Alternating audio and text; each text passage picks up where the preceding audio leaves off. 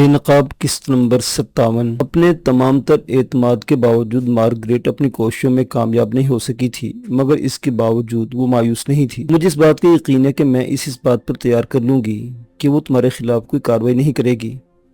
2 روز مسلسل کوشش کرنے کے بعد آخرکار اس نے کہا تھا، وہ کارروائی کسی کے بھی خلاف کرے، آخرکار اس کا ملبہ مجھ پر ہی گرے گا۔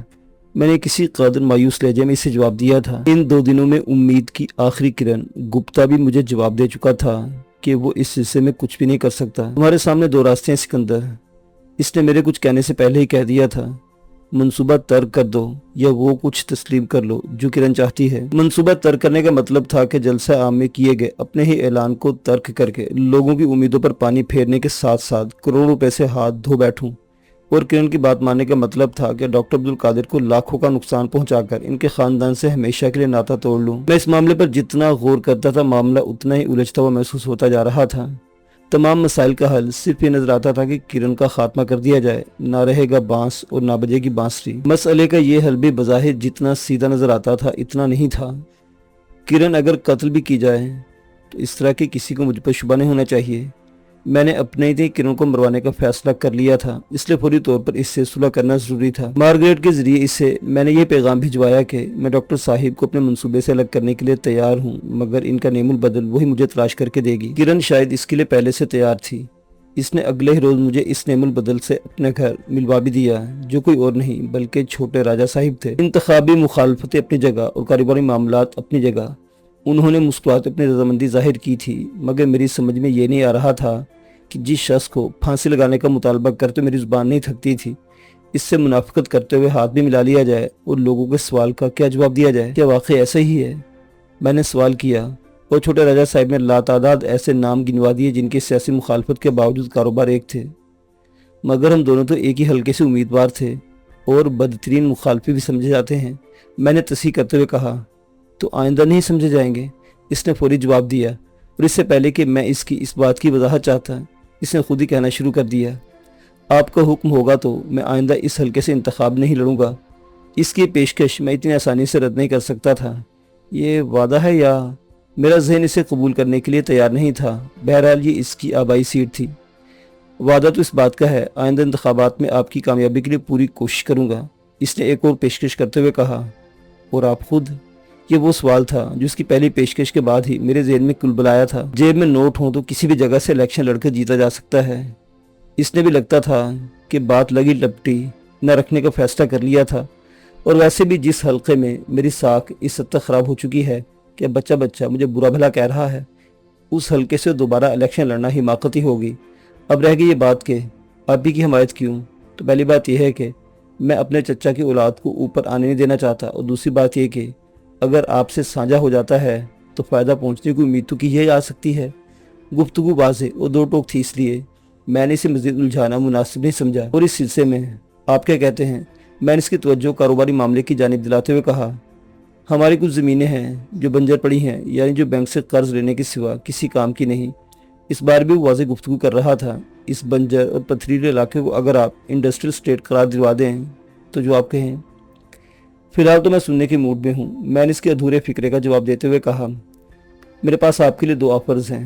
اس نے دوبارہ سے اپنی گفتگو کا سلسلہ جوڑتے ہوئے کہا، پہلی بات یہ کہ آپ ایک مخصوص رقم لے کر الگ ہو جائیں، اب اس میں فائدہ ہوتا ہے یا نہیں یہ ہمارا ذمہ، اور دوسری وہی ہے جو آپ کی اس وقت ڈاکٹر صاحب کے ساتھ ڈیل ہے، یعنی 50-50۔ اس آفر کے ساتھ ہی گفتگو اور بحث ایک نیا سلسلہ شروع ہو گیا۔ چھوٹے راجہ صاحب نے اپنی پیشکش کی مزید وضاحت کرنی شروع کی تو مجھے اس میں ڈاکٹر صاحب والی ڈیل سے بھی زیادہ فائدہ نظر آنے لگا تھا۔ کاروبار اور رشتہ داری ساتھ ساتھ نہیں چلنی چاہیے، میں نے کار میں بیٹھتے ہوئے سوچا تھا، اور پھر فوراً اپنی سوچ پر شرمندگی کی ایک لہر کا بھی سامنا کرنا پڑا۔ ضمیر کی وہ آواز جسے میں ایک عرصے سے دبانے میں کامیاب رہا تھا اب اچانک تیز ہو گئی تھی۔ کل تک میں ان راشی سیاست کاروں کے خلاف جہاد کرنے میں مصروف تھا، اور آج میں رشوت کو کاروبار سمجھ رہا تھا۔ اندر کی آواز مجھ پر لان تان کر رہی تھی، اگر بغیر کسی نقصان پہنچائے مجھے بھی رقم مل رہی تھی تو اس میں حرج ہی کیا ہے؟ میں ضمیر کو افیون کھلانے میں مصروف تھا۔ کیا کرو گے ان 30 کروڑ روپوں کا؟ اندر سے ایک اور سوال ابھرا، کس کے لیے چھوڑ کر جاؤ گے تم یہ سب حرام کی کمائی؟ تمہارا تو کوئی وارث بھی نہیں ہوگا جس کے لیے سب؟ میں اپنی زندگی تو ایسے گزار سکوں گا۔ میں نے تلخ سوال سے منہ موڑتے ہوئے کہا، کتنا عیش؟ سوال ہوا اور میں خاموش ہو گیا، سوچ رہا تھا کیا جواب دوں۔ ऐश व आशाइश की तो कोई इंतहा नहीं। कुदरत ने तुम्हें एक मौका फराहम किया सिकंदर, इसे यूं ज़ाया ना करो। अंदर की आवाज़ तेज़तर होती जा रही थी। इक़्तिदार की अमानत अगर कुदरत की मेहरबानी से मिल ही गई है तो इसमें खयानत के मुर्तकिब ना हो। डरो उस वक्त से जब कुदरत ढील देना बंद कर दे और तुम पर तौबा के दरवाजे भी बंद हो जाएं। छोड़ो ये सब धंधे, बता दो इर्तिका को भी कि तुम इसके काबिल नहीं हो। इर्तिका तो यूं भी अब मेरी पहुंच से बहुत दूर हो गई है। मैंने सोचा था और कोई ना बताएगा मगर सलीम शेरवानी उन तक मेरा राज यूं पहुंचा देगा। मैं अपने तौर पर सोच के धारे में बहता घर तक आ गया था। मुझे इस लड़की की कदर करनी चाहिए। मार्गरेट पर पहली नज़र पड़ते मैंने सोचा, सब कुछ जानने के बावजूद ये आज भी मुझसे मोहब्बत का दम भरती है और इसके लिए इससे अपनी जान को ख़तरे में डाला है। ऐसे क्या देख रहे हैं? मार्गरेट ने मुझे घूरते हुए देखकर कहा, मगर मैं कोई जवाब दिए बगैर इसे देखता रहा। कितनी तब्दील हो गई है ये। मैंने इसके सरापा पर नज़र डालते हुए सोचा, कल की कॉल गर्ल मार्गरेट और आज की फातिमा में कितना फ़र्क है। कल जो मेरी बाहों में आने के लिए बेताब रहती थी, अब हर वादे के बावजूद गुरेज की इंतहा पर है। कुछ नहीं, मैंने इसका सवाल टालने की गर्ज से कहा। बहुत देर कर दी। बन्ने भाई काफ़ी इंतज़ार करके अस्पताल गए हैं।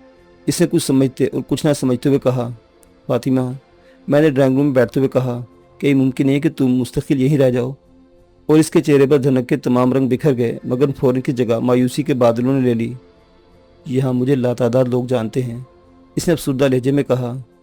इसकी ज़ुबान से अदा किए गए लफ्ज़ जानते का मतलब हम दोनों अच्छी तरह समझते थे। तो फिर मैंने इसका मकसद समझने के बावजूद कहा था, आप किस किस को बताते फिरेंगे कि अब मैं मार्गरेट नहीं रही, बल्कि तुम इन तमाम बातों को छोड़ दो। वो ठीक कह रही थी, मगर इसके बावजूद मैंने इसे तशफ़ी के लिए कहा था। मैं ना तो आपके साथ किसी महफिल में शरीक हो सकती और ना क्या ज़रूरी है। इसके फ़िक्रे ने मुझे नई रात सुझाई थी। वो से लोगों की बीवियाँ पर्दा भी तो करती हैं। सिकंदर, आप।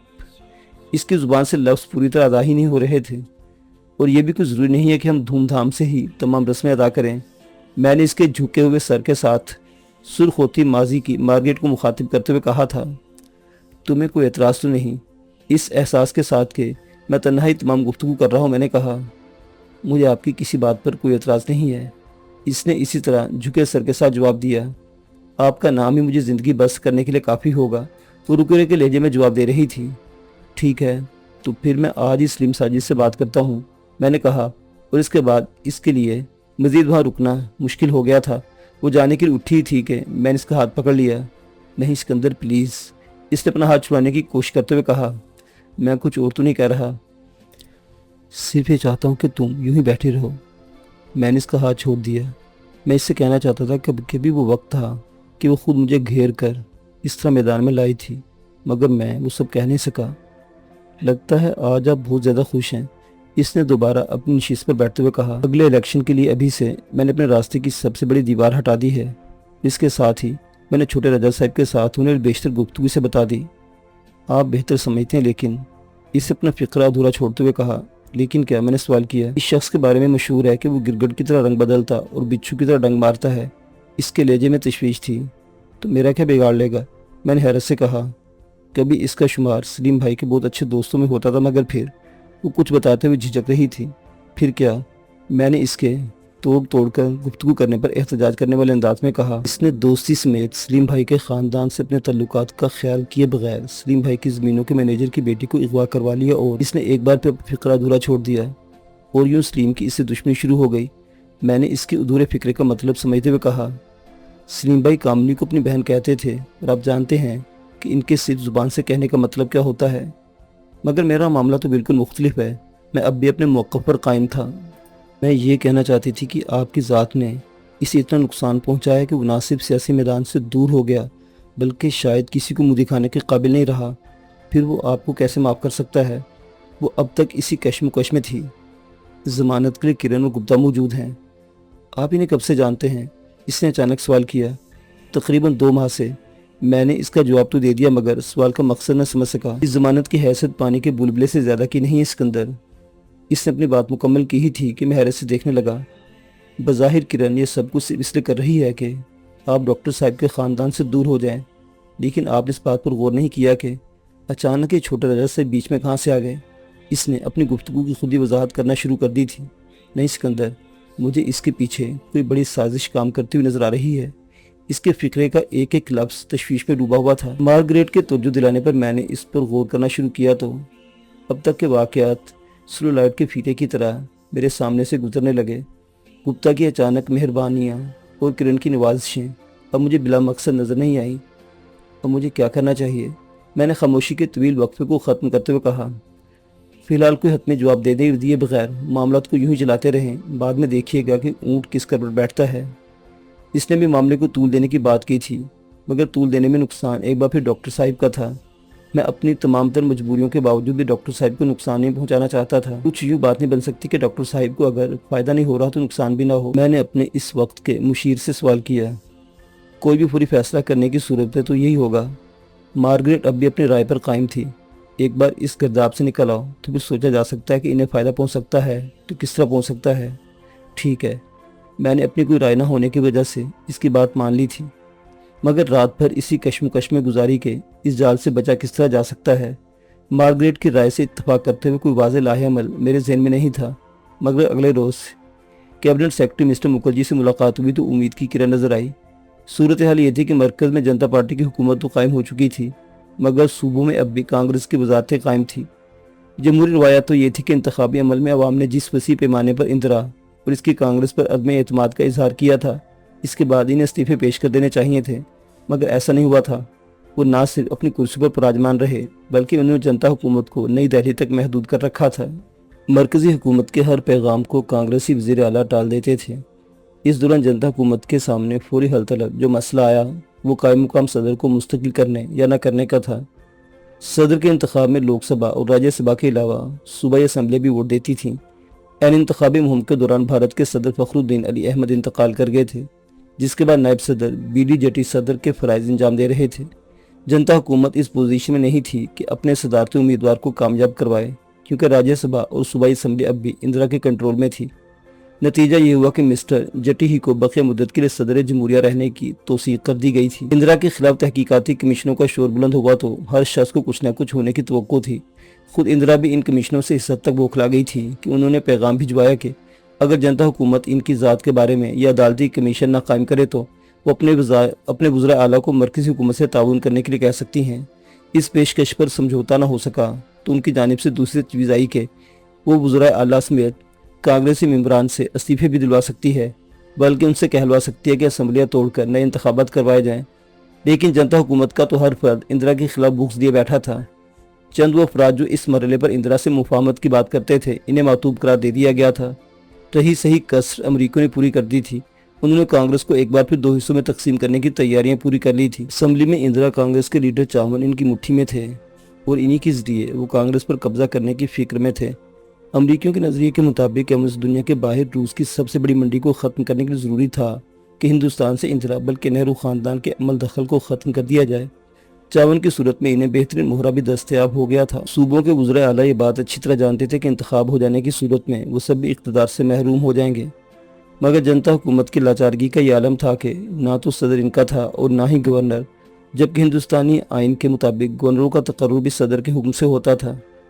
اس لنگڑے اقتدار سے تمام ہی افراد جذبیز ہو رہے تھے، مگر سب سے طیش میں چرن سنگھ تھے۔ وہ خود بھی کبھی اتر پردیش کے وزیر اعلیٰ رہ چکے تھے اور اندرا نے روس کے دورے کے دوران انہیں برطرف کروایا تھا۔ اب وزارت عظمیٰ کی دوڑ میں ہارنے کے بعد انہوں نے سوچ کر وزیر داخلہ بننا گوارا کیا تھا کہ یوں اقتدار ان کے ہاتھوں زیادہ دور نہیں ہوگا، مگر صوبوں کے وزراء اعلیٰ ان کے حکم پر ایس ایچ او کا تبادلہ کرنے کے لیے تیار نہیں تھے اور آئینی اور قانونی طور پر وہ انہیں مجبور بھی نہیں کر سکتے تھے۔ وہ روز اول سے صوبائی حکومتوں کو برطرف کرنے کے حامی تھے، مگر صدر ان کا مشورہ ماننے کے لیے تیار نہیں تھے۔ کیبنٹ سیکرٹری مسٹر این کے تیواڑی سے میری گفتگو کا موضوع بھی یہی تھا۔ وہ خود بھی صوبائی اسمبلیوں کو فوری برطرفی کی زبردست حامی تھے اور اس سلسلے میں معراج کے رویے پر شاکی تھے۔ ان کا خیال تھا کہ معراج کو اس معاملے میں چرن سنگھ کو آگے بڑھانے کے بجائے خود صدر کو خط لکھنا چاہیے اور واضح طور پر اسمبلیوں کی برطرفی کی بات کرنی چاہیے۔ میں ان کے تمام دلائل سے اتفاق کرتا تھا کہ جیسے جیسے وقت گزرتا جائے گا اندرا مخالف لہر میں وہ شدت نہیں رہے گی، اس لیے ہمیں فوری طور پر صوبائی انتخابات کروا دینے چاہیے۔ میری رضامندی کی ایک اور وجہ یہ بھی تھی کہ اگر صوبائی حکومتیں برطرف ہو جاتی ہیں تب ذاتی طور پر مجھے سب سے بڑا فائدہ یہ پہنچ سکتا تھا کہ میرے منصوبے میں گپتا کا عمل دخل نہ ہونے کے برابر ہو جاتا۔ اس وقت میں گپتا کا محتاج تھا، اس لیے تھا कि वज़ीर आला की डील इसके हाथ में थी। तिवाड़ी से गुफ्तगू करने और इसके तेवर देखने के बाद मैं ही इस फैसले पर पहुंच गया था कि मुझे अभी इस मामले में जल्दबाजी का मुजाहरा नहीं करना चाहिए, और इसी का नतीजा था कि मिराज जी ने जब मुझसे इस सिलसिले में राय मांगी तो मैंने तमाम की तमाम गुफ्तगू दोहरा दी जिससे कबल तिवाड़ी से करके गया था। अपनी जानिब से अलबत्ता मैंने इतना ज़रूर इजाफा कर दिया। फौरी कदम उठाना इसलिए बहुत ज़रूरी है कि चरण सिंह इस मामले को हवा देकर मेम्बरान असम्बली की हमायत हासिल करने की कोशिशों में मसरूफ़ है। मिराज जी की दुखती हुई रग थी। उन्होंने चरण सिंह को बर्दाश्त तो कर लिया था, लेकिन साथ ही वो उसकी जानिब से हम वक्त होशियार भी रहते थे। मेरे तवज्जो दिलाने से और ज़्यादा चौकस हो गए। ठीक है, तुम फौरी तौर पर इस पर काम शुरू कर दो और चरण सिंह से कह दो। इसके साथ ही अहकामात जारी होने शुरू हो गए। मेरे मंसूबे के मुताबिक किरण का कत्ल इस तरह होता कि ये एक हादसे के सिवा कुछ और नज़र नहीं आता। जिन अफराद ने इस काम की जिम्मेदारी ली थी वो अपने काम में माहिर थे। मुझसे पहले वो न जाने कितने बड़े आदमियों को रास्ते की दीवारें हटा चुके थे और इस मामले में इन पर एतमाद किया जा सकता था। ये इन्हीं अफराद का मशवरा था कि इस पूरे वाक़े से मुझे अलग रखने के लिए मुझे ज़रूरी है कि मैं दिल्ली से चंद रोज़ के लिए कहीं चला जाऊँ। मेरा अपने हल्के के दौरे का प्रोग्राम था, मगर इसकी नौबत ही ना सकी। जिस रोज़ मुझे रवाना होना था इससे एक रोज़ कबल मैं दफ्तर में बैठा हुआ तेज़ी से काम निपटा रहा था कि अचानक ऐसा महसूस होने लगा जैसे कमरे की हर चीज़ अपनी जगह से हट गई हो। दिल था कि बैठे चला जा रहा था। मैंने अपनी पूरी कुव्वत इस्तेमाल करके कुर्सी की पुश्त तक सर ले जाने की कोशिश की, मगर नाकाम रहा और मेरा सर मेज़ पर झुकता चला गया। दोबारा होश आया तो अस्पताल का बिस्तर था, नर्सें थी, डॉक्टर थे और मैं था। माहिरीन की तशखीस के मुताबिक भी मुझे ज़ियाबतीस हो चुका था। डॉक्टर मुझसे मेरे वालिदैन के बारे में सवाल कर रहे थे। इनमें से तो कोई इस मर्ज़ का शिकार नहीं था, मगर मेरे पास इसका कोई जवाब नहीं था। इनके बारे में मैं जानता ही कितना था जिन बातों का जवाब देता। मेरी बीमारी की खबर हर उस जगह पहुंच गई जहां इसे पहुंच जाना चाहिए था। अस्पताल में मेरे मुलाकाती आते, लेकिन डॉक्टरों की सख्त तरीन हिदायत के तहत इनमें से सिर्फ चंद एक ही मुझसे मुलाकात करने में कामयाब हो सकते थे। अलबत्ता हर शाम मुझ तक इन सब के पैगामात और गुलदस्ते ज़रूर पहुँच जाते थे। मरीज़ के करीबी अजीज़ों वाली तमाम जिम्मेदारियाँ डॉक्टर अब्दुल कादिर और इनके ख़ानदान ने संभाल ली थी। मेरे मुलाकातियों को इस बात पर पाबंद कर दिया गया था कि मुझसे कोई ऐसी बात न करें जिससे मेरे ज़हनी दबाव में इजाफा हो। अखबार, टीवी और रेडियो से तो पहले दिन मेरा कतई ताल्लुक़ किया जा चुका था। मुलाकात के लिए आने वालों में फातिमा का नाम रोज़ दर्ज होता था। हर रोज़ मैं तय कर लेता था कि आज विजय से ज़रूर कहूँगा कि कल इसे मुझसे ज़रूर मिलवा दे, मगर किसी भी रोज़ मुझ में इतनी हिम्मत नहीं हो सकी। अगर किसी ने सवाल कर लिया कि तुम्हारा इससे क्या रिश्ता है, तो मैं क्या जवाब दूंगा? मेरे ज़हन में सवाल उठता और मैं मज़ीद सोचकर खामोश हो जाता कि अगर मैं वाकई इससे शादी कर लूँ तो किस किस को जवाब देता फिरूंगा। इर्तिका की मौजूदगी और डॉक्टर साहब की वारफ्तगी मेरे फैसले को मज़ीद डामाडोल करती रही थी। 12वें दिन मुझे अस्पताल से फारिग कर दिया गया, मगर इन हदायत के साथ कि अब मुझे अपनी ग़िज़ा के मामले में इंतहाई दर्जे की एहतियात करनी होगी। आपकी लाइल्मी में मर्ज़ इतनी शिद्दत इख्तियार कर चुका है कि ज़रा सी बेहतियाती से बदतरीन नताइज भी निकल सकते हैं। डॉक्टर ने मुझे आखिरी हिदायत दी थी, करोड़ों की दौलत भी मेरे लिए बेकार है। मार्गरेट के अल्फाज याद करते मेरी ज़ुबान से निकल गया, करोड़ों की दौलत। आंसू बहाती इर्तिका ने मेरी जानिब देखते हुए कहा। इस वक्त क़ुनूत मुझ पर कुछ इतनी ज़्यादा हावी थी कि मुझे होश नहीं रहा कि मैं किससे बात कर रहा हूँ और क्या कह रहा हूँ। 4 करोड़ से कुछ ज़्यादा की वो रकम जो मैंने इन चंद महीनों में कमाई है और करोड़ों की वो आमदनी जो इंडस्ट्रियल एरिया की ज़मीन की ज़रिए मुझे होने वाली है, अब वो सब मेरे लिए बेकार है। क्या करूँगा मैं इस रकम का? किसे दूंगा ये सब दौलत? मैंने उलझे हुए लहजे में कहा। तो इसका मतलब ये हो कि सिकंदर के लोग ठीक ही कह रहे हैं। इर्तिका ने अपनी बड़ी बड़ी आंखें पूरी तरह मुझ पर जमाते हुए कहा था। क्या कहते हैं लोग? मैंने सवाल किया। मैं जब से आई हूँ लोगों की चिमगोइयाँ सुन रही हूँ, मगर अब से पहले मैंने इनकी किसी बात का यकीन नहीं किया, लेकिन जब तुम खुद ही अपनी ज़ुबान से एतराफ़ कर रहे हो तो। इसने अपना फ़िक्रा नामुकम्मल छोड़ते हुए कहा। इसका मतलब ये हुआ कि अब तुम भी मुझे बीमार से पीछा छुड़ाने के लिए कोई बहाना तलाश कर रही हो। अपनी गलती के एहसास के साथ ही मैंने इसके जज्बात से खेलने की कोशिश की थी। नहीं, अभी नहीं, इसने खोए खोए लहजे में कहा था। तुम्हारी गलती तो किसी तक इससे नाकाबिल माफ़ी है कि अगर तुम नाजायज़ दौलत से पीछा छुड़ा लो तो बात ख़त्म हो सकती है, लेकिन अब मुझे इस ख़त की अपने तौर पर तहकीक करनी पड़ेगी, जिसे इससे पहले इस काबिल भी नहीं समझा गया था कि इस पर गौर कर लेती। इसकी आवाज़ मुझे कहीं दूर से आती महसूस हो रही थी। कैसा ख़त? मैंने डरते डरते पूछा। किरण का ख़त, इसने इसी तरह जवाब दिया और मेरी आंखों के सामने तारे नाच गए। कौन किरण? मैंने अनजान बनते हुए कहा। वही किरण जिसे जान से मार देने के लिए तुमने अपना पूरा जाल बिछाया था। मगर क्या? इसके अधूरे फिक्रे का सस्पेंस मुझसे बर्दाश्त न हो सका। मगर यह कि किरण बच गई है, इसने मेरी आंखों में आंखें डालते हुए कहा। इसने मुझे लिखा था कि मैं फौरी तौर पर आकर इससे मिलूं ताकि मुझे इस बात का सबूत मुहैया करे कि तुम میں جانتا تھا کہ کون سی بات اس کی زبان پر آ کر رک گئی ہے۔ تم ایک فاحشہ کی باتوں پر یقین کر لو گی؟ میری سمجھ میں اور کچھ نہیں آیا تو میں نے اسے تیش دلانے کی غرض سے کہا، مگر وہ اس طرح پرسکون رہی۔ بات فاحشہ یا شرابی اور زانی کی نہیں سکندر، اس نے پوری سنجیدگی سے کہا۔ اہمیت اس بات کی ہے کہ اس کے پاس وہ کون سے ثبوت ہے جس کی بنا پر وہ سب کہہ رہی ہے۔ میں اب اچھی طرح یہ بات سمجھ گیا تھا کہ ارتقاء کی حد تک میرا کھیل ختم ہو چکا ہے۔ وہ لڑکی جو اپنے سگے بھائی سے شراب کی وجہ سے قطع تعلق کر سکتی ہے، وہ کرن سے ملنے کے بعد مجھے بھی دھتکار سکتی ہے، کیونکہ کرن کے پاس بہرحال تمام شواہد موجود تھے۔ اور اگر میں ان تمام گناہوں سے توبہ کرنے کا عہد کر لوں تو، میں نے کینچری تبدیل کرتے ہوئے کہا، قاتل کے لیے کوئی معافی نہیں ہے سکندر۔ ارتقاء اب بھی اسی موڈ میں تھی۔ میں تمہاری تمام کمزوریاں برداشت کر لیتی، تمہارا ہر گناہ معاف کر دیتی، ان خوشیوں سے خود کو محروم کر دیتی جو میرا حق تھی، لیکن یہ قتل… وہ بولتے بولتے اپنی جگہ اٹھ کھڑی ہوئی۔ مگر قتل تو اس وقت ہوتا جب کرن نہ بچتی، اب تو اس سے زیادہ اقدام قتل کہہ سکتی ہو۔ اس کے فکرے نے امید کی کرن دوبارہ پیدا کر دی تھی۔ تو تم اسے جا کر اپنے منصوبے کا اعتراف کرتے ہوئے معافی مانگ لو گے؟ اس نے سوال کیا اور میں نے بغیر کچھ سوچے سمجھے فوراً ہاں کر دی۔ تو جناب سکندر صاحب، اس نے میرے سامنے سے آ کر کہا، اب آپ سن لیجئے کہ آپ کا منصوبہ کامیاب رہا تھا۔ اس کا فقرہ ایک دھماکے کے ساتھ میرے کان کے پاس پھٹا تھا۔ اب تک مجھے ان افراد کی بے پرواہی پر طیش آ رہا تھا جن کے ناکامی نے مجھے دن دیکھنے پر مجبور کیا تھا، مگر ارتقاء کے اس فکرے کے بعد مجھے اپنے بیوقوف بنائے جانے پر ارتقاء پر غصہ آنے لگا، مگر وہ اس سے بے پرواہ ہو کر میرے کانوں میں اپنے الفاظ کا گرم گرم سیسا اتارتی رہی۔ آپ کے منصوبے کے مطابق کرن کی گاڑی کے بریک فیل ہو گئے تھے اور ان کی گاڑی سامنے سے آتے ہوئے ایک ٹرک سے ٹکرا کر اس طرح پاش ہوئی تھی کہ گاڑی کو کاٹ کر اس سے ڈرائیور اور کرن کو نکالا گیا تھا۔ تم تو کہہ رہی تھی کہ… میں نے بوکھلائے ہوئے لہجے میں کہا۔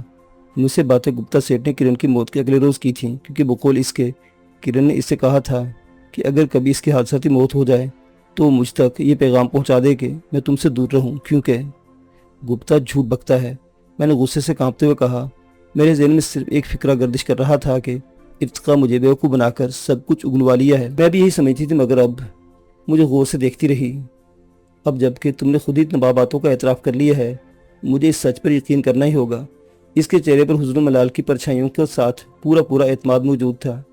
کچھ دیر مزید خاموش رہنے کے بعد وہ واپسی کے لیے بغیر کچھ کہے مڑی تو مجھے ہوش آیا۔ تم مجھے اس طرح بیوقوف بنا کر نہیں جا سکتی ارتقاء بی بی، میں نے پیچھے سے اس کا ہاتھ پکڑتے ہوئے کہا۔ ہوش میں اس کے اندر اس نے اپنا ہاتھ میرے ہاتھ سے چھڑانے کی کوشش کرتے ہوئے کہا، مگر شیطان پوری طرح مجھے اپنے قابو میں لے چکا تھا۔ میں ہوش ہی میں آ چکا ہوں، میں نے اسے اپنے قریب کھینچتے ہوئے کہا، اور یہ بھی جان گیا ہوں کہ اب تمہیں حاصل کرنے کا صرف ایک ہی راستہ ہے۔ مجھے سب کچھ کرتے ہوئے کچھ ہوش نہیں رہا تھا کہ میں یہ زیادتی اس کے ساتھ کر رہا ہوں جو اس کا جواب دینا بہت اچھی طرح جانتی ہے۔ میں آخری بار کہہ رہی ہوں سکندر کے ہوش میں آ جاؤ، ورنہ تم جانتے ہو کہ جوڈو صرف میرا شوق ہی نہیں، تیرے جوڈو کراٹے کی تو… میں نے ایک گندی سی گالی بکتے ہوئے اسے اپنے سینے سے لگانے کی کوشش کی تھی، مگر یہ آخری حرکت تھی جو میں نے کی تھی۔ ارتقاء نے نہ جانے کون سا داؤ لگایا تھا کہ میں اپنے پورے وجود کے ساتھ اس نازک بدن کے اوپر سے ہوتا ہوا اس طرح گرا کہ میرا سر ارتقاء کی پشت پر موجود میز سے جا لگا، اور اس کے ساتھ ہی میرا ذہن تاریکیوں میں ڈوبتا چلا گیا۔ 2 دن بعد ہوش میں آنے کے بعد سے لے کر اب تک میں اس طرح ہوں۔ چوٹ میری ریڑھ کی ہڈی پر اس طرح لگی تھی کہ گردن سے نیچے میرا پورا دھڑ بیکار ہو چکا ہے۔ میں زندہ ہوں، مگر مردوں سے بدتر۔ ہندوستان سے لندن پہنچنے تک کی داستان ایک الگ کہانی ہے، مگر کانتی اور سلیم شیروانی نے اپنے تمام تر تعلقات استعمال کرتے ہوئے مجھے کسی نہ کسی طرح یہاں تک پہنچا ہی دیا۔ اخبارات تک یہ کہانی اس لیے نہ جا سکی کہ اس میں بہت سے بڑے آدمی بھی شامل تھے اور پھر جنتا حکومت کی سبکی بھی ہوتی۔ آج میں یہاں موجود ہوں۔ اس طرح کہ مارگریٹ جو فاطمہ ہے میری دیکھ بھال کرتی ہے۔ ہمارے ساتھ کرن کے دونوں بچے بھی لندن آ گئے تھے، کیونکہ کرن نے اپنے ہی بعد فاطمہ ہی کو ان کا سرپرست مقرر کیا تھا۔ وہ دونوں نہیں جانتے تھے کہ میں ہی ان کی ماں کا اصل قاتل ہوں۔ فاطمہ کہتی ہے کہ وہ اپنے گناہوں کا کفارہ ادا کر رہی ہے، مگر میں سوچتا ہوں کہ میں یہ کفارہ کیسے ادا کروں گا۔